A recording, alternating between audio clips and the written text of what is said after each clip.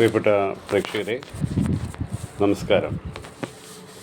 ഇന്ന് 2026 ഫെബ്രുവരി മാസം 13-ാം തീയതി. ദൃശ്യമാധ്യമങ്ങളിലും സാമൂഹ്യ മാധ്യമങ്ങളിലും കനകേലു റിപ്പോർട്ടിൻ്റെ അടിസ്ഥാനത്തിൽ കോൺഗ്രസ് 4 ജില്ലകളിൽ പുറകിലാണ് എന്നുള്ള സൂചനകൾ വരുന്നു. മാത്രവുമല്ല, CPM-ൻ്റെ നിലവിൽ സിറ്റിംഗ് MLA-മാരുള്ള പല അസംബ്ലി സെഗ്മെൻറ്റ്സിലും സിറ്റിംഗ് MLA-മാർ വളരെ പോപ്പുലറാണ്. അതുകൊണ്ട് അവർ തെരഞ്ഞെടുപ്പിൽ തുടർന്ന് മത്സരിക്കുകയാണ് എങ്കിൽ ഇടതുപക്ഷത്തിന് മുൻതൂക്കം ലഭിക്കുന്ന ഒരു സാഹചര്യമുണ്ട്.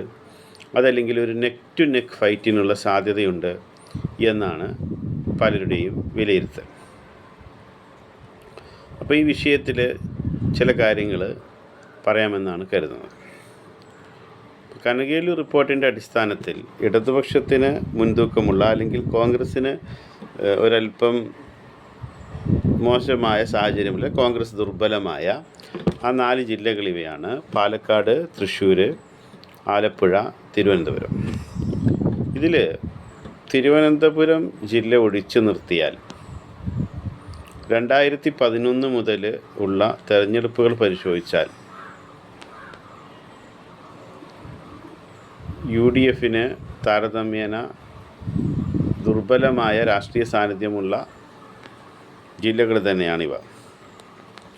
തൃശ്ശൂർ ജില്ലയിൽ നിന്ന് 2011-ൽ 6 സീറ്റുകളിലാണ് UDF-ന് വിജയിക്കാൻ സാധിച്ചത്. 2021-ലും 2016-ലും ഓരോ സീറ്റുകളിലാണ് തൃശ്ശൂർ ജില്ലയിൽ നിന്ന് വിജയം സാധ്യമായത്. അപ്പോൾ തൃശ്ശൂർ ജില്ല എന്ന് പറയുന്നത് നിലവിൽ UDF-ന് വലിയ സാന്നിധ്യമുള്ള ഒരു ജില്ലയാണ്. LDF-ന് അനുകൂലമായ സാഹചര്യമുള്ള ജില്ലയാണ്. കൊല്ലം ജില്ലയിൽ ഒരിടക്കാലത്ത് കൊല്ലം ജില്ലയിൽ നിന്ന് UDF-ൻ്റെ പ്രതിനിധിയെ ഉണ്ടായിരുന്നില്ല. ഇപ്പോൾ 2 പ്രതിനിധികളാണ് UDF-നെ പ്രതിനിധീകരിക്കാൻ കൊല്ലം ജില്ലയിൽ നിന്നുള്ളത്. ആലപ്പുഴ ജില്ല, അരൂരിലും ചെങ്ങന്നൂരിലും അതുപോലെ തന്നെ ഹരിപ്പാടുമാണ് കോൺഗ്രസ്സിന് വിജയസാധ്യതയുള്ളത്. അതിനു മുമ്പ് ചില സമയങ്ങളിൽ ഹരിപ്പാട് മാത്രമാണ് കോൺഗ്രസ് വിജയിക്കാറുള്ളത്. ഡീലിമിറ്റേഷന് മുമ്പൊക്കെ PC വിഷ്ണുനാഥ് അവിടെ ചെങ്ങന്നൂരിൽ നിന്ന് വിജയിച്ചു വരുമായിരുന്നു. അല്ലെങ്കിൽ അതിന് മുമ്പ് ശോഭന ജോർജ്.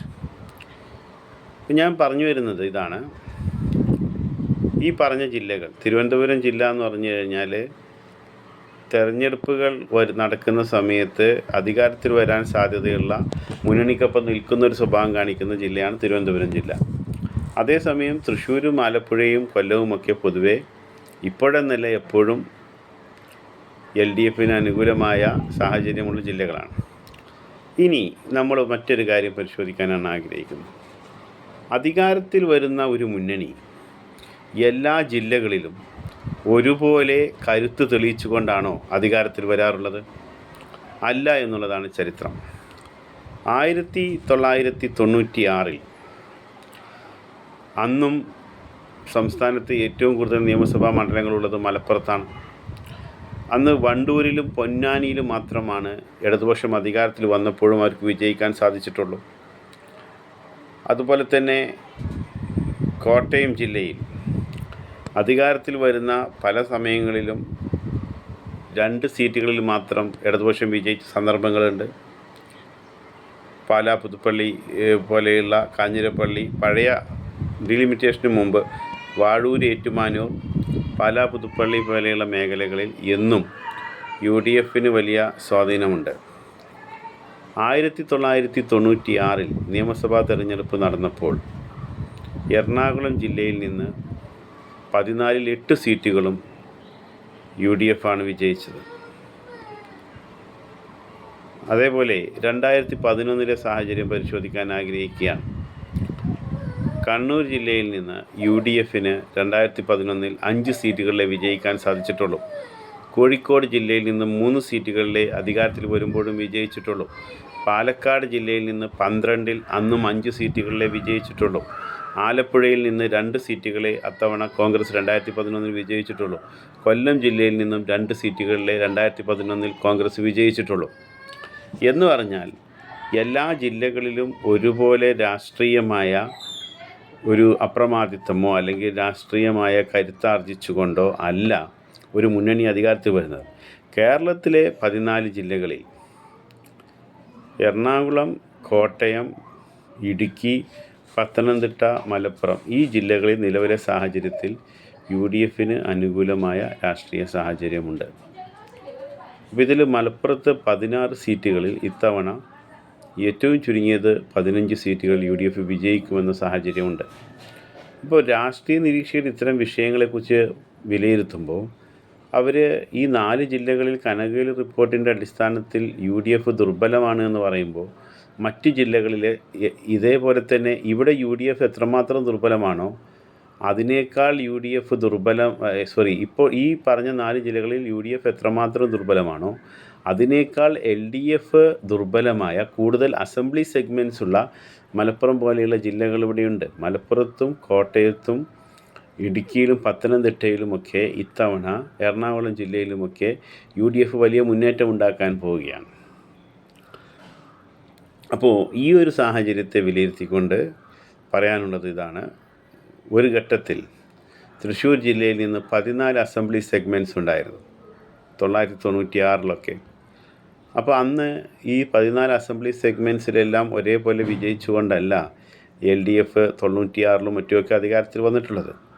അപ്പോൾ അങ്ങനെയൊരു സാഹചര്യമാണ് ഇവിടെയുള്ളത്. കേരളത്തിൽ നിലവിലൊരു തെരഞ്ഞെടുപ്പ് നടക്കുകയാണ് എങ്കിൽ ഒരു മുന്നണിക്കും 80-ലധികം സീറ്റ് ലഭിക്കാനുള്ള സാധ്യതയില്ല. ഇവിടെ പ്രധാനമായും ഇതിനിടയിൽ ഞാനൊരു ചെറിയ കാര്യം സൂചിപ്പിക്കാം. ഈ കനകേലി റിപ്പോർട്ടെല്ലാം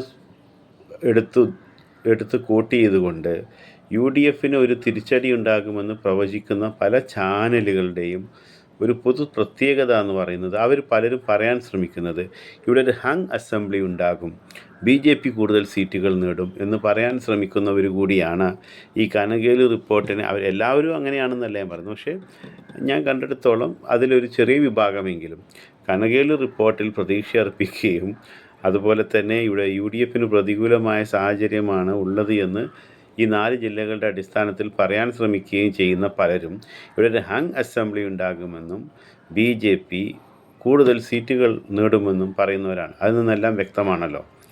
അപ്പോൾ ഇതിനകത്ത് മറ്റൊരു കാര്യം കൂടി നമ്മൾ മനസ്സിലാക്കണം. ഈ ആലപ്പുഴ ജില്ലയിലും മറ്റ് പല പ്രദേശങ്ങളിലും ഈഴവരിൽ നിന്ന് ഒരു വിഭാഗത്തിൻ്റെ പിന്തുണ LDFന് നഷ്ടപ്പെടാനിടയുണ്ട്. അങ്ങനെ LDFന് ആ പിന്തുണ നഷ്ടപ്പെടുന്ന ഘട്ടത്തിൽ ഒരു തിരിച്ചടി ഉണ്ടാകുമെന്നുള്ള ഭയമാണ് യഥാർത്ഥത്തിൽ മുസ്ലിം വിരുദ്ധമായ പ്രസ്താവനകൾ നടത്താൻ അല്ലെങ്കിൽ മുസ്ലിങ്ങൾ ഭൂരിപക്ഷമായ പ്രദേശങ്ങളെ കേന്ദ്രീകരിച്ചുകൊണ്ട് അല്ലെങ്കിൽ അത്തരം പ്രദേശങ്ങളെ അല്ലെങ്കിൽ അത്തരം ജില്ലകളെക്കുറിച്ച് മോശമായ രീതിയിൽ പരാമർശങ്ങൾ നടത്താൻ സജി ചെറിയാനെ പ്രേരിപ്പിക്കുന്നത്. അല്ലെങ്കിൽ ചില മുസ്ലിം സംഘടനകൾക്കെതിരെ അവരാണ് ഇവിടെ UDF അധികാരത്തിൽ വന്നാൽ ആഭ്യന്തര വകുപ്പ് കൈകാര്യം ചെയ്യുക എന്നൊക്കെ AK ബാലനെ കൊണ്ട് പറയിപ്പിക്കുന്ന ഒരു സാഹചര്യമാണ്.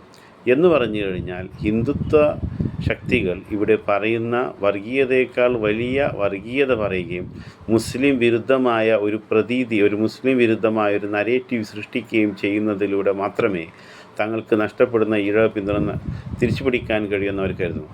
സിറ്റിംഗ് MLAമാരുടെ കാര്യത്തിൽ LDFന് ഒരു അനുകൂലമായ സാഹചര്യമുണ്ട് എങ്കിൽ അതേക്കുറിച്ച് UDF നേതൃത്വം സൂക്ഷ്മമായി പരിശോധിക്കുകയും പഠിക്കുകയും അതിന് അനുയോജ്യമായ രീതിയിൽ അത്തരം കോൺസ്റ്റിറ്റ്യുവൻസീസിൽ സിറ്റിംഗ് MLAമാർ മത്സരിക്കുന്ന, പ്രത്യേകിച്ച് യുവാക്കളായ സിറ്റിംഗ് MLAമാർ, ഇപ്പോൾ സച്ചിൻ ദേവിനെ പോലെയൊക്കെയുള്ള സിറ്റിംഗ് MLAമാർ മത്സരിക്കുന്ന, യുവാക്കൾ മത്സരിക്കുന്ന അസംബ്ലി സെഗ്മെൻറ്റ്സിൽ എങ്ങനെ വിജയിക്കാം, അവിടെ എങ്ങനെ മികച്ച സ്ഥാനാർത്ഥികളെ രംഗത്തിറക്കാം എന്നതിനെ സംബന്ധിച്ച് UDF നേതൃത്വം പഠിക്കുകയും അതിനനുസരിച്ച് ഉള്ള പ്രവർത്തനങ്ങളുമായി മുന്നോട്ട് പോവുകയും ചെയ്താൽ കേരളത്തിൽ നല്ലൊരു രാഷ്ട്രീയ പോരാട്ടം തന്നെയാണ് നടക്കുക എന്നാണ് എനിക്ക് തോന്നുന്നത്.